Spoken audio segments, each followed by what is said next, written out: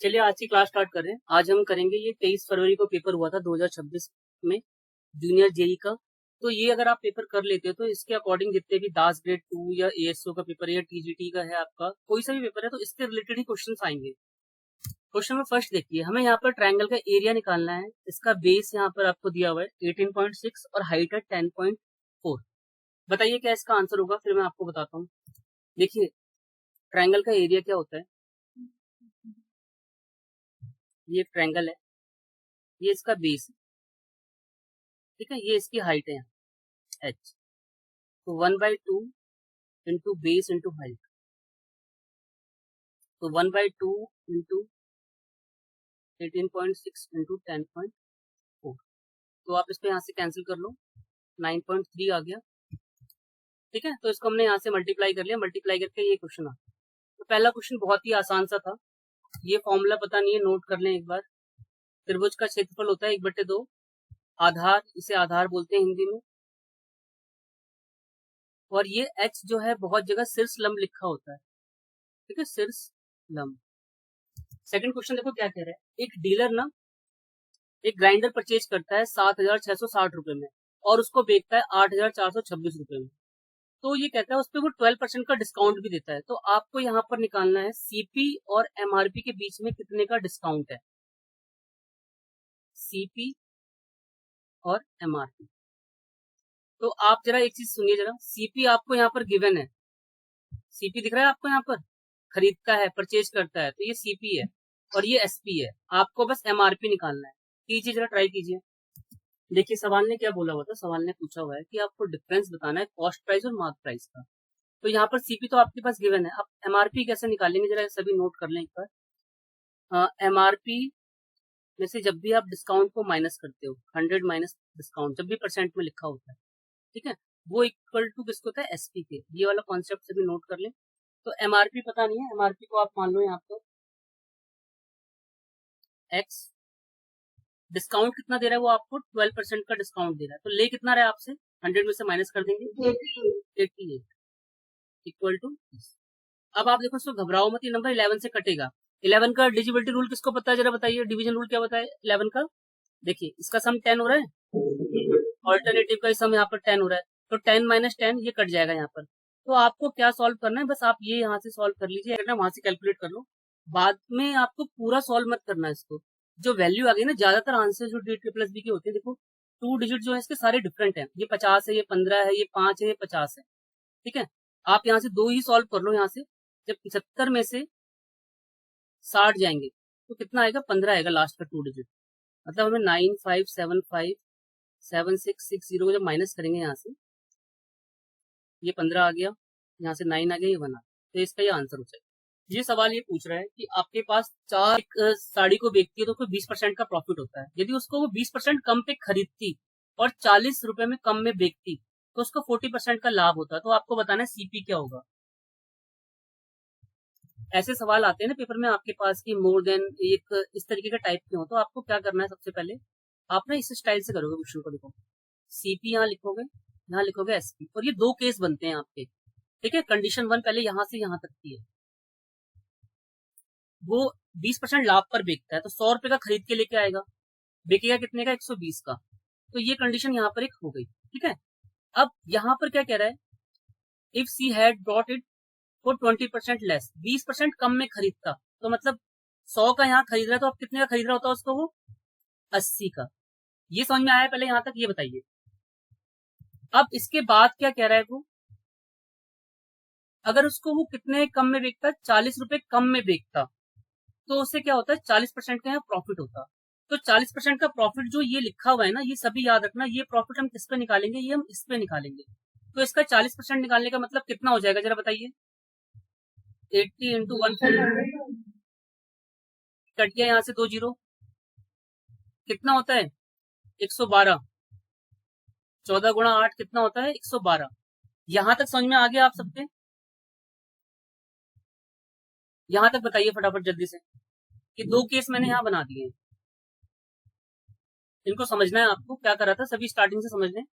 अच्छा सवाल है ये।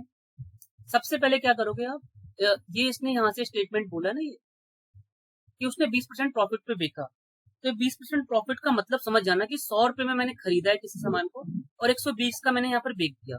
अब वो कह रहा है यदि उसी साड़ी को उसने 20% कम में खरीदा होता तो जहां 100 रुपए का खरीद रहा है उसको वो 80 रुपए में खरीदता। ठीक है, तो ये लाइन भूल जाओ आप, ये हम बाद में यूज करेंगे। इसने बोला है उसे 40% का प्रॉफिट होता, तो 40% का प्रॉफिट होता तो एसपी कैसे निकालूंगा मैं? 80 का 40% निकाला मैंने 32 रुपए, सही बताया था मैम आपने। तो 32 मैंने इसमें जोड़ दिया, 32 जोड़ने पे ये एसपी आ गया। तो ये जो 40 रुपीज जो कम है ना, ये एसपी का डिफरेंस है, मतलब इन परसेंटेज का डिफरेंस। ये कितने हो जाएगा यहाँ से? 8% बराबर 40, 1% बराबर आ गया आपका कितने? 5 रुपए। तो 100% क्या हो जाएगा आपका? सीधे 500 रुपए। तो इसका आंसर आ जाएगा 500। ये इसका आंसर होगा। दोबारा से देख लीजिए, सवाल पेपर में आएगा। ठीक है, आपको क्या करना है, इसे अपनी कॉपी में पहले नोट कर लेना। ठीक है, जो सवाल आपको नए लगे ना, सभी जरा इस बात को सुन ले। जिनको भी जो भी नया सवाल जो लगे कि हाँ मुझे ये नया मैंने आज सीखा है कुछ, तो उसको एक अपनी कॉपी में जरूर नोट कर लें। देखो, और डीएसएसबी क्या करता है, अगर वो 2026 के जिस टाइप के सवाल पूछ रहा है ना, तो उसी टाइप को रिपीट करता रहता है वो। तो सीपी यहाँ लिखेंगे आप, एसपी यहाँ लिखेंगे। पहले आप सीपी को लेट मानेंगे 100। अब वो इसको 20% लाभ पर बेच रहा है, तो 20% लाभ पर बेच रहा है मतलब प्रॉफिट उसको कितने परसेंट है यहाँ पर? 20%। तो आपको पता है कि हाँ ये एसपी क्या होता है, सेलिंग प्राइस कैसे निकालते हैं हम? सीपी प्लस प्रॉफिट करके निकालते हैं। तो मैं इसमें डायरेक्ट जोड़ रहा हूँ, ये समझ जाना चाहिए आपको डायरेक्ट 120। ठीक है, अब यहाँ से इसने क्या बोला, ये सब परसेंट में है। अब इसने यहाँ ये बोला है कि अगर मैं उसको 20% कम में खरीदता, 20% कम में खरीदने की बात कर रहा है वो, तो मैं इसको यहाँ पर जो 100 रुपए जो मैंने यहाँ पर कम खरीदा है ना, वो उसको मैं 80 कर दूंगा, 80%। अब 40% का उसको फिर बेचने पे प्रॉफिट होता है ना इस पे, तो इसका 40% कितना आएगा? 32 रुपए। तो 32 मैंने इसमें जोड़ दिया, तो सीधे आ गया यहाँ से 112। अब ये जो इसने 40 रुपीज कम में बेचता, ये जो कंडीशन है ना, वो आपको दोनों एसपी के डिफरेंस में रखना है। तो इसका डिफरेंस कितना आएगा? 8%। 8% बराबर 40 रुपए। और यहीं से आप क्या करोगे? 8 एकम 8, 8 पंजे 40। 1% हो गया आपका किसके बराबर? 5 रुपए के बराबर। तो 100% किसके बराबर हो जाएगा यहाँ पर? 500 रुपए के बराबर। तो इसका जो सीपी है वो 500 रुपए का था। ठीक है, और मैं उम्मीद करता हूँ आप इसको बिना पेन चलाए निकाल लेंगे। जरा बताइए क्या आंसर बताओगे आप? रेशो गिवन है यहाँ पर। हाँ जी पूजा मैम, सही है, बिल्कुल सही है आपका आंसर 240। हमें क्या करना था पेपर में? हमें पेपर में देखना था मल्टीपल है ये। हाँ जी, तो रेशो यहाँ पर है 5:3 का रेशो था। यहाँ पर गर्ल्स का रेशो पूछा हुआ था। गर्ल्स का रेशो यहाँ पर जो भी आंसर होगा 3 का मल्टीपल होगा, तो ये आ जाएगा। ठीक है, बाकी इसको सॉल्व करने की जरूरत नहीं है। अगर जो सॉल्व करता तो इसको ऐसे कर लेता। बॉयज को मान रहे हो आप यहाँ पर, मतलब संख्या आपने एक्स मानी है। इसने बोला है लड़कों की संख्या जो है लड़कियों की संख्या से कितनी ज्यादा है? 160। यहाँ से इक्वेशन बना के आप इसको ऐसे कर सकते हैं, 5x equal to 3x plus 160। यहाँ से सॉल्व करते 2x आता है, यहाँ से 2x इक्वल टू ये आता है। फिर यहाँ से इसको काटते आप, ये 80 निकालते। 80 निकालने के बाद फिर इस रेशो में वैल्यू पुट कर देते। 8 पंजे 40, ये 400 हो जाता। और लड़कियों की संख्या यहाँ से 3 गुणा 80 ये आता, तो 400 और 240। तो हमने क्या करा, हमने बस सिंपल यहाँ पर देखा ना, रेशो जो पूछा हुआ था इसी के अकॉर्डिंग आंसर निकाल लिया। तो डीएसएस भी ऐसे सवाल जरूर देगा जो आप निकाल। की स्ट्रेटेजी ये रहेगी, सबसे पहले आप ये काम करना, अपने स्लॉट के 20 क्वेश्चन अगर आए हुए हैं तो मैक्सिमम आप 18-19 पे पहुंचो। जो पेपर में आपको क्वेश्चन अटका है उस पर अटकना नहीं है, छोड़ दो उसको, स्किप कर दो, बाद में करेंगे आकर जब टाइम बचेगा तो। चलो ये क्वेश्चन करो, ये सिंपल सा क्वेश्चन है। एक बात याद रखना, कहीं पर भी मैंने ये बताया हुआ है अपनी पहली वीडियो में, कहीं भी किसी चीज को मेल्ट करते हैं या पिघला कर बनाते हैं या कंपेयर करते हैं, वॉल्यूम इक्वल टू वॉल्यूम रखते हैं। ठीक है, वॉल्यूम इक्वल टू वॉल्यूम रखेंगे यहाँ, ये आंसर आएगा।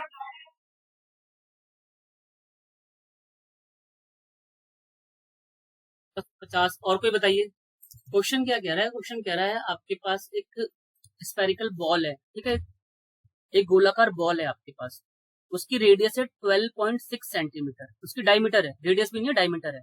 और वो किससे बनानी है आपको? वो एक बनानी है क्यूबॉइड से, मतलब ये सॉलिड ऐसा क्यूबॉइड है एक मोटा सा, इसको पिघलाकर मेल्ट करके आपको ये बनाना है।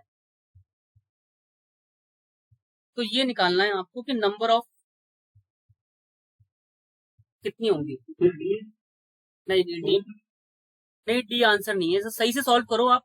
देखो वॉल्यूम इक्वल टू वॉल्यूम रखो पहले, आप यहाँ पर वॉल्यूम इक्वल टू वॉल्यूम रखोगे। सवाल ने क्या बोला है? क्वेश्चन पढ़ के समझ में आ रहा है ना आपको? क्वेश्चन पढ़ के समझ में आ रहा है नहीं आ रहा है बताओ आप। देखो कहीं भी मेल्ट करे, कहीं भी कंपेयर करे, या कभी भी ये बोले कि हमने इसको इसमें कन्वर्ट कर दिया है, तो वहां पर हमेशा वजन बराबर वजन रखा जाता है। ये सभी नोट कर लें, वॉल्यूम बराबर वॉल्यूम रखा जाता है। तो अब यहाँ पर मैं क्या करूंगा, मुझे ये पता है कि यहाँ पर एक क्यूबॉइड का वॉल्यूम सबको पता होगा, L into B into H होता है, और उसको पिघलाकर उन्होंने ये जो ये बॉल बना रहे हैं, तो बॉल ज्यादा बनेगी। पहले इसका वो देखते हैं क्या होगा, इसका वॉल्यूम क्या होता है, 189 into 88 into 63 equal to 4/3 22/7 into, ये बताइए इसको क्या मैं 6.3 की पावर 3 लिख सकता हूँ ना? यहां तक की कैलकुलेशन सबके समझ में आई है, जरा ये बताइए। और एक बात बता देता हूँ, जरा सभी सुनिए, पेपर में कंफ्यूजन होती है कि हमें क्या डिवाइड करना है। तो हमेशा देखो, आपको यहाँ पर निकालना क्या है, नंबर ऑफ बॉल्स बतानी है आपको, स्पेरिकल बॉल जो वो कितनी बनेगी। तो इसीलिए जो हमें ये सॉल्व करना है, 189 into 88 into 63 upon 4/3 into 20/7 6.3 into 6.3 into 6.3। आप चाहो तो यहाँ पर 1000 कर दो और ये सारे पॉइंट हटा दो। अब जरा कैलकुलेट करो अब कितना आ रहा है। ये पॉइंट सारे एलिमिनेट हो गए हैं। इसको लिख के जरा सॉल्व कीजिए, देखते हैं कौन जल्दी सॉल्व कर सकता है, क्या आंसर आ रहा है आप। हाँ जी, अब आया करेक्ट आंसर। ठीक है, इन सबको काट के जो आएगा वो 1000 आएगा। हाँ जी, 1000, ये इसका करेक्ट आंसर है। ठीक है, तो ये जरा सभी सुन लीजिए, पेपर में कभी पूछता है कि नंबर ऑफ जो भी चीज पूछी जाती है ना, वो हमेशा डिवाइड में होती है। ठीक है, क्यों होती है, क्योंकि ये जो भी चीजें बनेंगी यहाँ पर, जैसे मान लो 10 लीटर पानी है यहाँ पर, हाँ, और मुझे उसे 250 ग्राम पानी में कन्वर्ट, कितनी बोतलें भरी जाएंगी, तो वो निकालने के लिए क्या करना पड़ेगा, इनटू नंबर ऑफ बोतल लिखेंगे। तो ये जो चीज है ना, ये यहाँ आ जाती है, तो डिवाइड करेंगे तो यहाँ से निकलेगा, ये 40 बोतल हो जाएंगी वहां पर। ठीक है, इसको समझ जाना है कॉन्सेप्ट, जो है वॉल्यूम इक्वल टू वॉल्यूम रखते हैं। जब भी किसी चीज को मेल्ट करके, पिघला कर, कंपेयर करके पूछा जाए, तो वजन बराबर वजन रखा जाता है। अगला सवाल देखिए, क्वेश्चन नंबर 8। ये बहुत आसान सा सवाल है, इसको जरा आप सब सिंप्लीफाई कर सकते हैं, तो बताइए क्या आता है आंसर, जरा देखें। क्वेश्चन नंबर 8 है ये।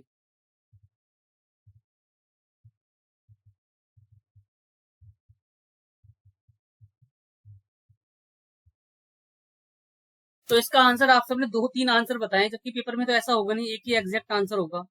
और देखो, इतने छोटे क्वेश्चन को गलत करोगे तो कैसे काम चलेगा।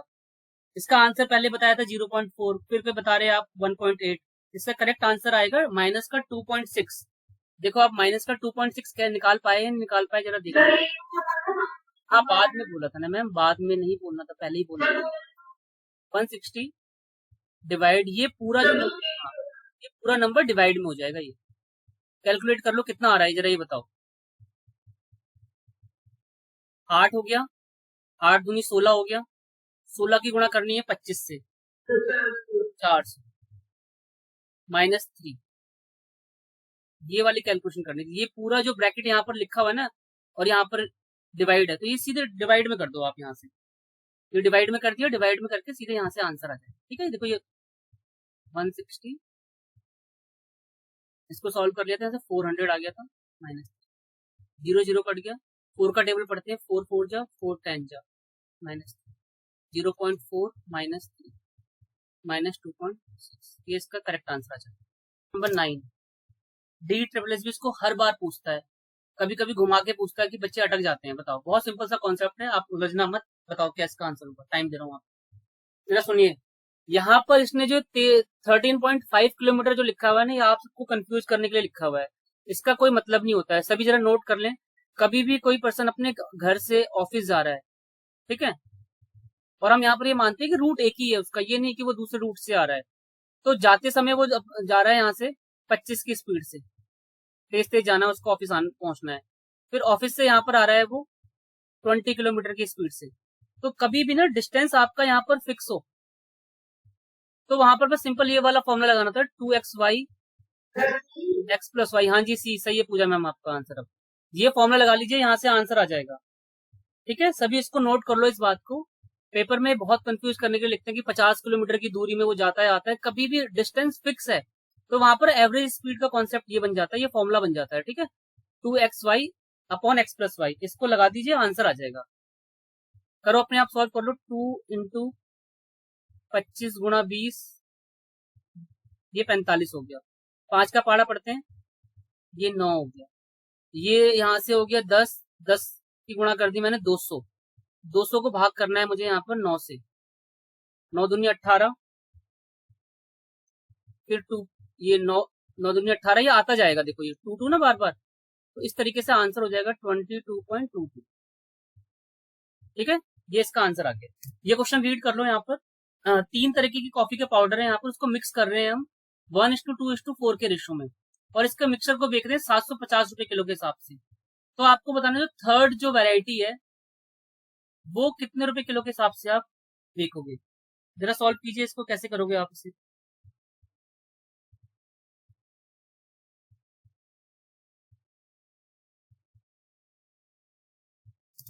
ये कहीं भी पेपर में मिक्सचर वाला क्वेश्चन आता है, उसको आपको किस तरीके से करना है, आपको ये फॉर्मूला लगाना है मीन का, सभी नोट कर लें इसको। मीन का फॉर्मूला वहां पर लगाया जाता है कहीं भी मिक्सचर में, 1 2 3 4 जितने भी प्रकार के आइटम है वहां पर ये इस तरीके से हो जाता है। पहली वैल्यू उसका नंबर, सेकंड वैल्यू मतलब मीन वाला फॉर्मूला लग जाएगा यहाँ पर, थर्ड, और फिर यहाँ पर n1 plus n2 plus n3, इन तीनों का सम। तो ये यहाँ पर लिखा हुआ था तीनों का जो मिक्सचर है उनकी वर्थ कितनी है यहाँ पर 750, तो 750 मैंने यहाँ पर लिख दिया। n1 n2 n3 इसका सम है, किसका सम है, इन तीनों का सम कितना है यहाँ पर 4। ठीक है, अब यहाँ पर फर्स्ट वैल्यू कितनी थी 574, और इसका रेशो कितना है यहाँ पर 1, मतलब क्वांटिटी कितनी है यहाँ पर 1। हाँ जी 808 करेक्ट है आपका आंसर। थर्ड वाली पता नहीं है, उसका रेशो 2 है, इसको सॉल्व करना था आपको, ये आप सबसे सॉल्व नहीं हुआ। मैच देख रहे हो आज क्या, ये 3000 हो गया, यहां से कितना आएगा ये,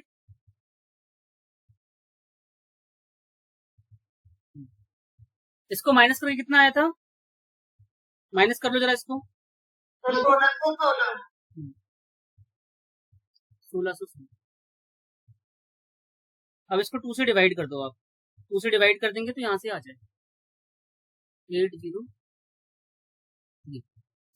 तो इसका करेक्ट आंसर क्या आएगा 808। अच्छा, इसको हम ऑप्शन से भी निकाल सकते हैं, तो कोई बता सकता है ऑप्शन से हमें निकालना होता है पेपर में, मेरे पे टाइम कम है, मैं गेस करना चाहता हूँ, तो मैं कैसे गेस करूंगा, कोई भी बताइए जरा,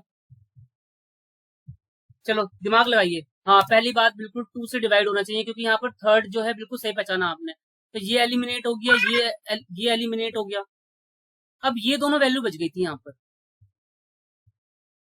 तो यहाँ पर आप गैस भी कर सकते थे ये वाली वैल्यू लू या ये वाली वैल्यू लू, तो ये भी चीजें आपको सबको पता होनी चाहिए। ठीक है, जिन्होंने ये सवाल सीख लिया समझ लो इसके पेपर में आने के बहुत ज्यादा चांसेस होंगे, मैंने कराया हुआ भी है। चलो कैसे करोगे इसको आप,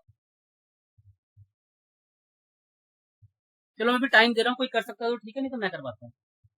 अच्छे एग्जाम है ना, मैंने ये नोटिस किया है कि DSSB में जितने भी इसके अच्छे अच्छे एग्जाम है उन्होंने बहुत बार पूछा हुआ है। आप देखोगे PGT के पेपर में भी है, TGT मैथ्स के पेपर में था ये, तो दास ग्रेड 2 में इसके आने के चांसेस बहुत ज्यादा है। ठीक है, और भी एग्जाम में आने के चांसेस इसके ज्यादा ही रहेंगे। तो जरा आप ये देखो 7:20 से चलती है, और दूसरी जो ट्रेन है वो 9:40 से चलना स्टार्ट करती है, और पहुंचती कब है वो 2:40। तो इसमें एक सिंपल सा कॉन्सेप्ट है, आपको बस वो समझना है, यहां से आंसर आ जाए बी से एन। देखिए जरा, सबसे पहले हम ये करेंगे, पहले मुझे ये बताओ, सबसे पहले आपको ये देखना है कि 7 बजे की जो ट्रेन है वो 4:40 में पहुंच रही है, फिर उसी शाम को क्या होता है, फिर एन से एन पे पहुंचती है, फिर ट्रेन बी जो है एन की ओर चलती है, मतलब ये ऐसे चल रहे हैं। आप मुझे बताओ पहले इसको, इसमें कितना टाइम लगेगा और इसको इस ट्रेन को पहुंचने में कितना टाइम लगेगा, ये बताइए जरा मुझे, कितने घंटे का इसको टाइम लग रहा है, कितने घंटे को इसको टाइम लग रहा है।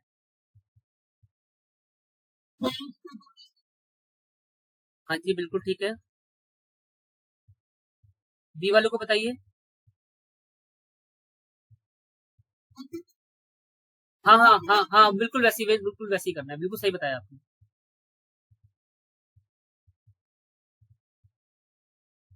देखिए जरा, अब मैं इसको सॉल्व कर रहा हूँ, समझ लीजिए, बहुत आसान सा है इसका कॉन्सेप्ट। पहले यहाँ से इसको लग रहे हैं 9 घंटे, आप माइनस कर पाए ना या नहीं कर पाए, मैं आपको इसकी ट्रिक समझाता हूँ। पहले 40 से 40 को काट दो आप, ठीक है। ये जो 4 बज रहे हैं ना, 12 में हम 4 जोड़ेंगे 16 हो जाएगा। तो 7 में से 16 घटाना है आपको। टाइम जल्दी घटाने के लिए क्या करोगे आप, 9 घंटे यहाँ से आ गए, 40 से 40 काट दो आप, इस 2 को बजा दो आप कितने, 14:40 कर दो, तो इसको घटा दोगे 5 घंटे आ जाएगा। ठीक है, ये समझ में आ गया। पहले 9 घंटे 5 घंटे, जरा ये बताइए सभी माइक ऑन करके, डिफरेंस निकाल लोगे ना इसके टाइम का। हाँ जी। तो अब हमें क्या करना है, 9 और 5 का यहाँ पर एलसीएम ले लेना। 9 और 5 का एलसीएम कितना आ जाएगा यहाँ पर, 45। ठीक है, तो 45 से हम ये निकाल लेंगे, 45 हमें यूनिट चलना था, ये यूनिट मान लेते हैं, टोटल इतना डिस्टेंस हमें चलना था। तो यहाँ से इसका रेशो निकाल लेते हैं, ये 5 आ गया, ये आ गया 9। ये समझ में आ गया आपको सबको, 9 और 5 यहाँ तक जरा बताइए, ये जो मैंने कैलकुलेशन करी है, ये समझ में आया नहीं आया? बस अब यहाँ से हमें क्या करना है, अब हमें यहाँ से इन दोनों टाइम में देखेंगे 7:40 पे और 9:40, 9:40 से 7:40 पे हम पहुंच नहीं पाएंगे, 7:40 से हम 9:40 तक पहुंच जाएंगे। तो टाइम को सिमिलर कर लेंगे, तो कितने घंटे का डिफरेंस है ये बताओ पहले, बताइए जरा कितने घंटे का डिफरेंस है। हाँ जी, 2 घंटे का डिफरेंस है। तो हम मान लेते हैं ये वाली जो ट्रेन है ये 2 घंटे चलेगी पहले, 5 into 2 कर लेते हैं, तो कितना आ गया यहाँ पर 10। तो वो 10 यूनिट चल लेती है, 10 यूनिट चल लेती है। टोटल डिस्टेंस कितना है यहाँ पर 45। तो 45 में से 10 माइनस कर दीजिए, कितना आ गया 35। यहाँ तक समझ में आ गया, यहाँ तक समझ में आ गया,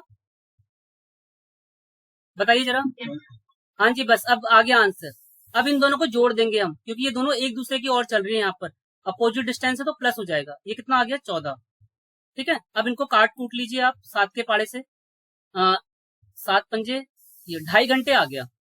तो 2.5 घंटे आपको जोड़ देना है इस वाले टाइम में जो आपने पैरेलल किया था। कौन सा टाइम पैरेलल किया था आपने, 9:40 में 2:30 ऐड करेंगे तो कितना आएगा, 11:70 आएगा। 11:70 तो होता नहीं है, वो होता है 12:10। 12:10 इसका करेक्ट आंसर आता है। दोबारा समझिए इसको, वैसे हो गया था। देखो सबसे पहले क्या करोगे आप, 7:40 यहाँ लिखा हुआ है, पेपर में आएगा ये सवाल पक्का, ऐसा एक मैं सवाल भेजूंगा ग्रुप में, उसे कर लेना आप बाद में। और एक टाइम है यहाँ पर 9:40 से 2:40, और ये दोनों ना एक दूसरे की ओर चल रही है यहाँ पर। तो अब पहले इसका डिस्टेंस देख लिया मैंने, यहाँ पर 9 घंटे इसको लग रहे हैं और 5 घंटे इसको लग रहे हैं, ये तो आप कर लोगे यहाँ से।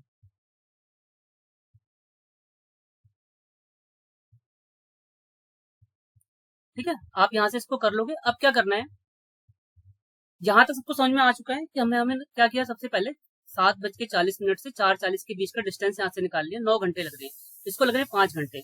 तो 9 और 5 का आप यहाँ से लोगे एलसीएम, ये हो गया 45।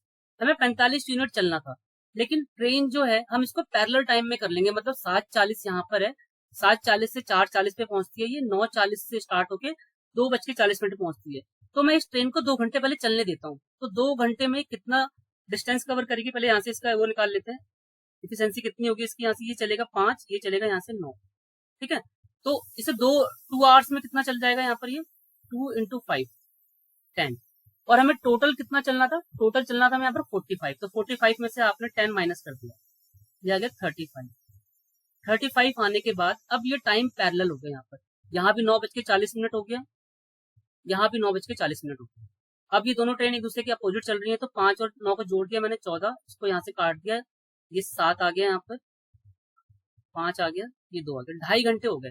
ये 2.5 घंटे आपको किसमें ऐड करना है, जो आपने टाइम पैरेलल किया था 9:40 में। जब आप 2.5 घंटे ऐड करोगे तो ये आ जाएगा 11:70। ये होता नहीं है, इसको 60 मिनट आप यहाँ भेज दोगे तो ये 12:10 इसका आंसर आ जाएगा। बहुत बार पूछे जाने वाला सवाल है ये। ठीक है, ये आ गया आपको अजय, ठीक है। इस सवाल को मैं बिना पेन चलाए कर सकता हूँ, आप भी जरा सोचिए कैसे कर सकते हैं इसको बिना पेन चलाए, ट्राई करो। ये कह रहा है कि मैंने किसी से 2,51,500 रुपए मैंने लगाए हैं, मुझे ये बताना है कि जो डिफरेंस जो है ना 6% के हिसाब से सीआई और एसआई का कितना अंतर आएगा।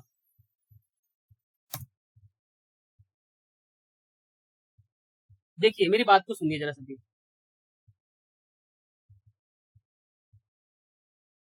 एक बात समझना, सभी समझना क्या बताने जा रहा हूं मैं यहाँ पर। सबको ये चीज पता होनी चाहिए, जो कंपाउंड इंटरेस्ट होता है ना वो सक्सेसिव होता है, मतलब x+y प्लस XY अपॉन 100, ये होता है ये। ठीक है, तो 6% जो है, अगर ये देखो यहाँ SI की कैलकुलेशन करनी है आपको, यहाँ CI की कैलकुलेशन करनी है। 6% पर एनम है, तो 2 साल का कितना हो जाएगा 12%, किसी कोई दिक्कत नहीं है। अब ये कितना आएगा, ये आएगा 12.36, क्योंकि आप जब इसमें लगाओगे आप 6 प्लस 6 प्लस 6 इंटू 6, ये कैलकुलेट करके आएगा ये, और इनका डिफरेंस कितना आ रहा है 3.6, तो जिसका सम 9 आ जाएगा इसमें से, वही इसका आंसर होगा, मुझे बाकी सॉल्व करना ही नहीं पड़ेगा। कोई समझा मेरी बात को? करने बैठेगा पागल हो जाएगा। और इन्होंने जानबूझ के जेई के सवाल में दिया, ये जो पेपर हम कर रहे हैं जेई का पेपर कर रहे हैं। हाँ जी, फर्स्ट ऑप्शन आएगा, करेक्ट है आपका आंसर, बहुत बढ़िया। देखिए हमने इसको कैसे करा, सभी सुनिए। आपसे पूछा क्या था एग्जामिनर ने, एग्जामिनर बोल रहा है कि भाई आप CI और SI का डिफरेंस निकाल सकते हो। एक बच्चा बोलेगा सर मुझे ये वाला फॉर्मूला पता है, CI माइनस SI का, P ब्रैकेट में R अपॉन 100 इसका स्क्वायर। कहूंगा ठीक है भाई कर लो इसको। P कितना है, P कहेगा सर इतना है, ये 21, ये 2,51,500। R कितना है, R है यहाँ पर 6, वो कहेगा 36 लिखूंगा मैं सर यहाँ पर, और मैं इसको कैलकुलेशन करने लग जाऊंगा। जो इसको कैलकुलेशन करेगा वहां से तो आंसर आ जाएगा, लेकिन पेपर में मुझे कैलकुलेशन ही नहीं करनी। कैलकुलेशन इसलिए नहीं करनी है क्योंकि मल्टीप्लाई में बहुत टाइम लग जाएगा, और ये बता ही रहा है कि 9 है, 9 का ही सम आएगा। तो मैं थोड़ा सा ये जो आपको ये बता रहा हूँ यहाँ पे, देखो इसको कैलकुलेट करोगे, कैलकुलेट करके यही आ जाएगा 9 के।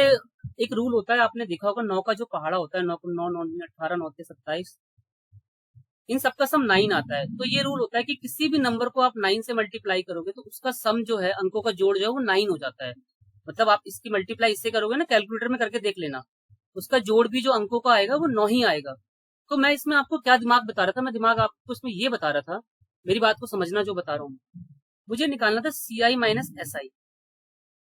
आपको ये पता है कि साधारण ब्याज जो होता है वो हमेशा बराबर होता है, अगर एक साल का 12% है तो अगले साल का ही 12% होगा।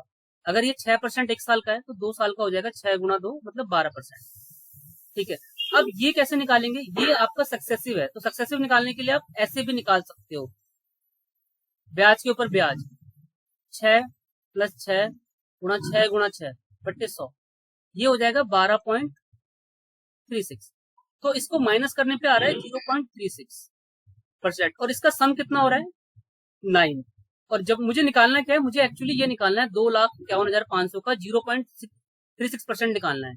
तो मैं यही देख लूंगा कि किसका सम 9 आ रहा है। इसको जरा जोड़ के देखो, 10 9 और 1 10, 10 और 5 15, 15 यानी 1 और 5 6, ये कट गया, ये हो गई नहीं।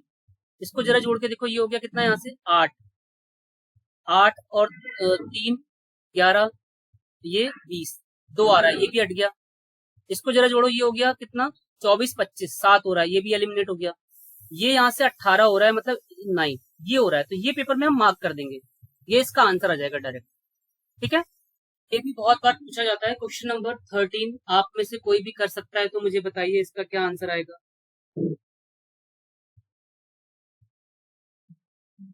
देखिए ए और बी किसी काम को 11 और 22 डेज में कर सकते हैं, तो हमें यहाँ पे लिखना है 11 या लिखना है 22।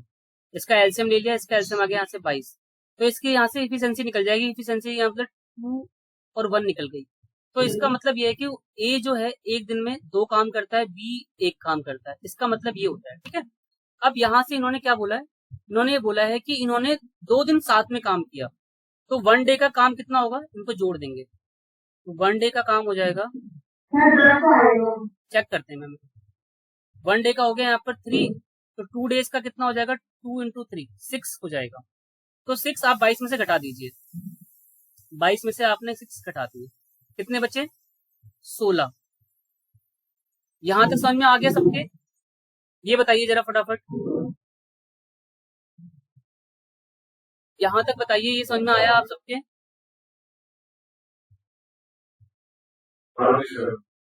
अब इसके बाद क्या करना है, चला कौन गया यहाँ पर, बी चला जाता है, तो कौन करेगा, ए करेगा, तो यहाँ पर हम 2 से डिवाइड कर देंगे इसको।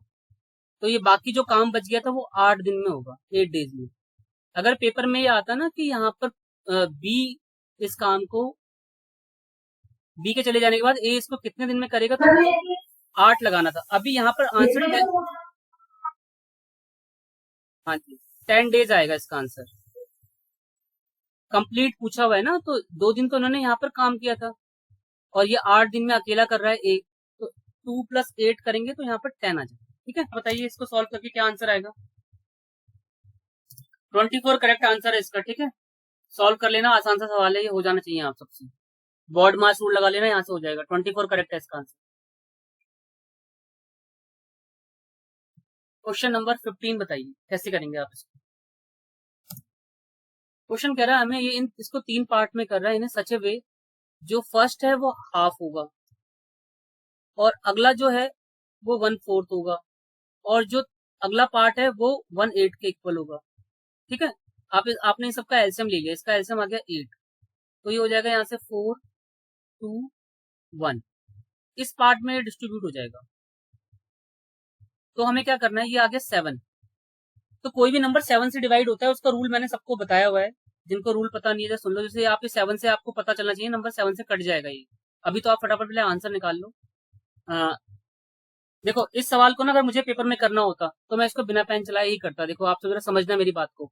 ठीक है, सवाल को हम, इसने बोला है जो फर्स्ट पार्ट है वो हाफ है, सेकंड पार्ट है वो 1/4 है, थर्ड पार्ट है वो 1/8 है, मतलब है ना।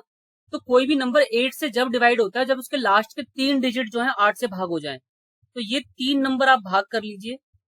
8 से ये भाग हो पाएगा, ये भाग हो पाएगा, ये भाग हो पाएगा, जो नंबर भाग हो पाएगा वो आंसर है। ठीक है, क्योंकि इसने तीसरा भाग पूछा हुआ है, तो इतनी मेहनत करने की जरूरत नहीं है हमें पागलों की तरह इसको हम सॉल्व करें।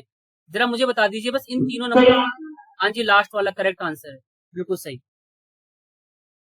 मैंने इसको सॉल्व नहीं किया, बस पेपर में सॉल्व करने बैठूंगा बहुत टाइम लग जाएगा। थर्ड पार्ट निकालना था, थर्ड पार्ट मैंने देखा x/8 आ रहा है, तो जो भी होगा वो पूरा नंबर 8 से डिवाइड होगा। ठीक है, तो हमने इसको सीधे यहीं से कर दिया, बाकी सॉल्व करने की जरूरत ही नहीं थी किसी को। जरा बताइए माइक ऑन करके, ये वाला क्वेश्चन करो, क्वेश्चन नंबर 20, इसका आंसर बताइए। ये मैंने पढ़ाया हुआ भी है, बहुत बार समझाया हुआ भी है, और इसमें भी एक ट्रिक है वो समझाऊंगा मैं आपको। ट्रिक ऐसी है कि इसको हम बिना सॉल्व करे भी आंसर निकाल सकते हैं। चलो पहले आप सब करो इसको, फिर बताऊंगा वो ट्रिक क्या है। तो ये पूजा मैम का आंसर 45 इसका आंसर आएगा। देखिए, अच्छा सॉरी मुझे लगा 120 सेकंड बोला है आपने, 45 इसका करेक्ट आंसर। 45 सेकंड बिल्कुल सही आंसर है। आप जरा देखिए इसको कैसे हमें करना था। मैंने आपको एक कॉन्सेप्ट बताया था ना, देखो T = D/S, यही हमें लगाना होता है। इसमें ये डिस्टेंस हमेशा ऐड होते हैं गाड़ियों की, दो अलग अलग जो रेलगाड़ियां हैं, बस ये डिपेंड करता है कि अगर एक दूसरे की ओर जा रहे हैं तो वहां पर हमें प्लस करना है। अपोजिट डायरेक्शन अगर चल रहे हैं, मतलब एक ट्रेन इस ओर चल रही है, एक ट्रेन इस ओर चल रही है, अगर इस एक ही दिशा में चल रही है तो वो माइनस करते हैं। और एक चीज और बताई थी कि इसका कन्वर्जन एक ही होना चाहिए। कैसे होना चाहिए पहले देखो आप, 150 मीटर लंबी ट्रेन है प्रत्येक, तो 2 ट्रेन हो गई 300 की। ठीक है, ये तो हमेशा प्लस करना होता है। अब पहले ये देख लेते हैं ये कहाँ जा रही है। सेम डायरेक्शन दिख गया आपको, इंग्लिश में जल्दी दिख जाता है, समान लिखा होगा इसमें कहीं, देखो समान लिखा हुआ है, एक ही दिशा, एक ही दिशा। हाँ, अब इनको माइनस करना था आपको, या माइनस करने पे आ गया 24। अब ये देखो ये किलोमीटर में है, और नहीं ये मीटर में है, ये किलोमीटर में है। अब ये कैसे आया 24, जिनको नहीं पता वो बता देता हूँ। 300 हमारा ऐसे आया, 150 को जोड़कर, तो एक की स्पीड थी 144, एक की थी 120, तो मैंने घटा दिया। तो ये कन्वर्जन ठीक नहीं है, तो इसे हमें मीटर पर सेकंड में कन्वर्ट करने के लिए 5/18 से मल्टीप्लाई करना पड़ता है। 5/18 से मल्टीप्लाई करूंगा इसको यहाँ पर, 6×18, 6×4 = 24, ये 3 ऊपर चला गया है ना, तो 3×3 ये 900 हो गया। 900 को हमें 20 से यहाँ पर काटना है, सीधे आंसर आ गया 45। ठीक है, तो यहाँ पर डायरेक्ट आंसर आ गया 45 सेकंड। देखिए कैलकुलेशन मैंने इस तरीके से करी है, T = जो D है, ये D 2 ट्रेनें यहाँ पर है, T1 ये ऐड हो जाएंगी, तो ये 300 हो गया। स्पीड क्या है, स्पीड इसकी सेम डायरेक्शन में तो माइनस हो जाएगी, 144 - 120, ये मीटर में है, ये किलोमीटर में है, तो 300 बट्टे ये 24 आ रहा है। अब इसको मैं 5/18 से मल्टीप्लाई करूंगा, 18 को मैं चाहूँ तो ऊपर भी भेज सकता हूँ, सबसे सही रहेगा आप सब इसको ऊपर भेज के कैलकुलेशन कीजिए, कभी भी गलती नहीं हो। ठीक है, अब इसको काट लीजिए आप, 6 के पाड़े से 6 तिया इतना होता है, 6×4 इतना होता है, ये 900 हो गया, 900 को जब आप 20 से डिवाइड करोगे तो 45 सेकंड आ जाएगा। ठीक है, तो क्वेश्चन नंबर 19 बताइए। इतना टाइम थोड़े लगेगा पेपर में बताने में, जल्दी बताओ। देखो ट्रिक व्रिक ना सिंपल से देखो, इसने क्या बोला, इसने बोला एक संख्या को 130% बढ़ाने पर, 130% बढ़ाने का मतलब है तो 230 हो गया, ये 230% बराबर ये लिखा हुआ है। 0 से 0 काट दो, 23 का पहाड़े की पढ़ने जरा कोशिश करो, 23 से कम 23, यहाँ पर 6 बच गया, 3 बार में कट गया, 1% आ गया 13 के बराबर। 100% किसके बराबर हो गया आपका? 1300 के बराबर। हाँ जी, 1300 इसका आंसर था। अगर इसने यहाँ पर बोला होता कि 20% घटाने पर, है ना, तो मैं उसको 80% लिखता। अभी इसने बोला यहाँ पर इंक्रीज बाय 130%, तो इसको 100 में प्लस करके लिखना है, जब भी मैंने यहाँ पर 230 लिखा है। ठीक है, ये बात समझ में आ गई सबको? 230 इसने लिखा है, इसने बोला है ए नंबर व्हेन इंक्रीज बाय 130%। 130% का मतलब है आप 100 मान के चलोगे उसको, ये वाला कॉन्सेप्ट लगाना होता है। कभी भी किसी नंबर को इंक्रीज या डिक्रीज कहा जाता है तो आप ये कॉन्सेप्ट लगाते हैं। 130% से बढ़ाना है तो 130 यहाँ लिख दीजिए, तो ये हो गया 230। 230% इक्वल टू दिस। अब इसने आपसे पूछा है यहाँ से कि आप बताइए वो संख्या क्या होगी, तो जो नंबर होता है ना वो हमेशा 100% होता है, तो आपसे इसने 100% पूछा हुआ है। तो पेपर में आप ऐसे भी कर सकते हैं कि जो भी आंसर आएगा वो इससे कम ही होगा, तो ये ऑप्शन डिलीट हो गया, ये ऑप्शन डिलीट हो गया, तो इन दोनों में से कोई होगा। ठीक है, ये भी दिमाग थोड़ा धीरे धीरे आपको डेवलप करना है, सारे आंसर के पीछे नहीं भाग जाना है। यहाँ से आप काट लेंगे, देखो 23% बराबर 299, 23 का पहाड़ा पढ़ लो, 23 से कम 23 हो गया, यहाँ पर यहाँ पर 6 बच गया, 6 और 9 23 की 3 से मल्टीप्लाई करेंगे 69 हो जाएगा। 1% बराबर 13 हो गया, 100% बराबर हो गया आपका 1300। ठीक है जी, इस क्वेश्चन का आंसर सबका आना चाहिए, जरा ट्राई कीजिए, जरा देखें किस किस को याद है डिविडेंड क्या होता है, डिवाइजर क्या होता है, क्वेश्चन क्या होता है, रिमाइंडर क्या होता है। ये जरा ये चीज जिसको पता होगी वही आंसर निकाल पाएगा। कीजिए, ये वाला कॉन्सेप्ट हर बार पेपर में पूछा जाता है। सुनिए, ये जो वर्ड है इसको बोलते हैं डिवाइजर, सभी नोट कर लो। ठीक है, ये अंदर जो होता है ये होता है डिविडेंड, ये होता है क्वेश्चन, ये होता है रिमाइंडर, ये सभी जरा नोट कर लें। जो सबसे बड़ा वर्ड होगा वो इसमें आएगा। ठीक है, और हिंदी वाले बच्चे इसको ऐसे याद कर लें, आधा जा यहाँ होता है और पूरा जा यहाँ होता है, मतलब भाजक यहाँ होता है, जो हिंदी में करते हैं भाजक यहाँ होता है, भाज्य यहाँ होता है, और ये दोनों सबको पता ही है ना, ये भागफल और ये शेषफल, ये सबको याद रखना है। देखो अब ये सवाल कैसे होगा, बहुत आसान सा सवाल है, कोई इतना बड़ा नहीं है। आप भी बोलोगे इतना आसान सा सवाल था, आपको सबसे पहले तो ये ऐसे लिखना है, इसको पी मानोगे आप हमेशा। ठीक है, किसको पी मानोगे आप? भाज्य को पी मानोगे, डिविडेंड को पी मानोगे, इसको एक्स, इसको वाई, इसको जेड, इस तरीके से लिखना आना चाहिए। अब जैसे क्वेश्चन ने बोला वैसे करते जाओ। ठीक है, in a division sum the divisor, divisor मतलब ये वाला, ये 20 टाइम्स है क्वेश्चन का, मतलब एक्स बराबर 20y, हमने यहाँ से इस स्टेटमेंट को यहाँ से पढ़ के यहाँ तक निकाल लिया। एंड 5 टाइम ऑफ रिमाइंडर, किसके बारे में बात कर रहे हैं? डिवाइजर के बात कर रहे हैं। 5 टाइम किसका है? ये रिमाइंडर का। रिमाइंडर क्या है यहाँ पर, और रिमाइंडर कितना दे दिया इसने? जेड दे दिया 72। कुछ नहीं करना, आप इसमें पुट करो, इसमें पुट करो, आपकी यहाँ से वैल्यू आ जाएगी। तो जरा एक बार देखते हैं क्या आएगा यहाँ पर। जब मैं x बराबर 72 गुणा 5 करता हूँ तो 72 की 5 से गुणा करने पे कितना हो जाएगा? 360। ये आ गया 360, 10। हाँ, अब इस x को रख दो यहाँ पर 360, 20y, ये कट गया, ये आ गया 18। तो देखो मैंने कौन कौन सी वैल्यू निकाल ली, मैंने x की वैल्यू निकाल ली, पहले x आया यहाँ पर 360, इसे यहाँ रखो। y कितना आया है? y आया है 18, और ये कितना आया है यहाँ पर? ये है 72। ये सॉल्व करना है आपको, देन आंसर आ जाएगा। मतलब क्या करना है? 360 इंटू 18 प्लस 72। इसको बिना मल्टीप्लाई किए भी कर सकते हैं, पहले आप ऐसे सॉल्व करो, मुझे आंसर बताओ क्या आ रहा है। हाँ, इसको आपने सॉल्व करा, यहाँ से सॉल्व करके सेकंड वाला आंसर आ जाएगा, ये 6552। अच्छा ये बताओ, पेपर में अभी ये वाला टर्म तो सही सही सा है, इसको बिना मल्टीप्लाई किए भी हम निकाल सकते हैं? निकाल सकते हैं, अगर इसके डिजिट के सम के अकॉर्डिंग निकाले तो निकाल सकते हैं। जरा देखिए, लगा के देखते हैं क्या निकल जाएगा ये। कितना हो रहा है इसका सम? 18 हो रहा है ना? 18 और किसी का हो रहा है, मतलब ये भी हट गया, ये भी नहीं है, ये भी नहीं है। देखो कैसे 18 आएगा, सुनिए जरा मेरी बात। इसको जोड़ने पे आ रहा है 9, इनको जोड़िए, ये हो गया 9, ये भी हो गया 9, 9 ने 81, एक और इसको जोड़ दिया 9, मतलब ये पूरा कैलकुलेट करके 9 आ रहा है। 9 + 9 18, एक और 8 9, जिसका सम 9 वो आंसर है। देख लो अब इसमें किसका सम 9 है, इसका ही सम 9 है, बस यही आंसर है। तो पेपर में कभी भी आप फंस जाओ ना बड़े नंबर की मल्टीप्लाई में, तो आप ये वाला ये टेक्निक लगा सकते हैं यहाँ से। ये बात समझ में आई किसी के? जरा मुझे बताइए, ये क्वेश्चन आपको इसने पूछा क्या है? इसको पहले आप, मैंने क्या बताया था, कभी भी आपके पास ये बार चार्ट वाला है, पाई चार्ट वाला, कैसा भी सवाल आता है, आपको आधा मिनट इसको रीड करने में लगाना है। पहले आपने पढ़ लिया यहाँ से कि ये फॉलोइंग बार जो लिखा हुआ है, ये स्टूडेंट इनरोल हो रहे हैं जो फार्मेसी कॉलेज में, ये 5 सालों में ये लिखा हुआ है।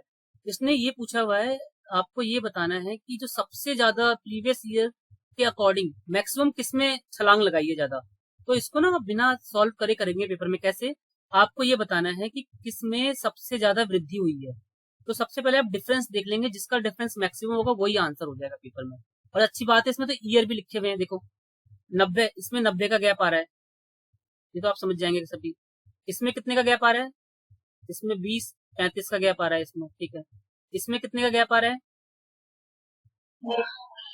15 का। तो 115 जो है 24 में ही है, तो 24 से कोई ऑप्शन है इसके अंदर कहीं भी दिख रहा है आपको? ये दिख रहा है, तो इसी पे आप मार्क कर देना, इसको सॉल्व मत करना पेपर में, यही इसका आंसर होगा। करना चाहते हो तो करके देख लो आप, ऐसे करके देखोगे 815 से 930 हो गया, कोई भी कितना बढ़ गया यहाँ से 115 बन, 115 बटे 815 गुणा 100, इसको सॉल्व करना पेपर में बेवकूफी है, ठीक है। आप करके देख लोगे, आंसर यही आएगा। अगर ईयर लिखे हुए हैं तो ईयर से हम फटाफट पहचान जाएंगे, अगर ईयर नहीं लिखे होते तो फिर मैं इसको कैलकुलेट करने का सोचता है सोचती, ठीक है। तो इसका आंसर यहाँ से सेकंड आ जाएगा। क्लास को मैं यहीं पर ही कंप्लीट कर रहा हूँ। आपको क्या करना है, ये जो पेपर था, ये पेपर जो था, ये पेपर असिस्टेंट का था, अभी जेई का, ये 26 में हुआ था, फरवरी में। तो ऐसे में 3-4 पेपर कराऊंगा आपको, तो इससे थोड़ा आइडिया लग जाएगा आपको। देखो अभी मार्च चल रहा है, मतलब 7-8 दिन हुए इस पेपर को, तो जब भी हमने इसको कर लिया, तो इसी के अकॉर्डिंग दास ग्रेड 2 और आपके असिस्टेंट सुपरिटेंडेंट और जितने भी अपकमिंग एग्जाम है उसमें पूछा जाएगा। इसके बाद में एक लेटेस्ट पेपर और कराने वाला हूँ आपको, ठीक है। और मैम क्लास लेंगी कल, रीजनिंग कराएंगी मैम, रीजनिंग और हिंदी।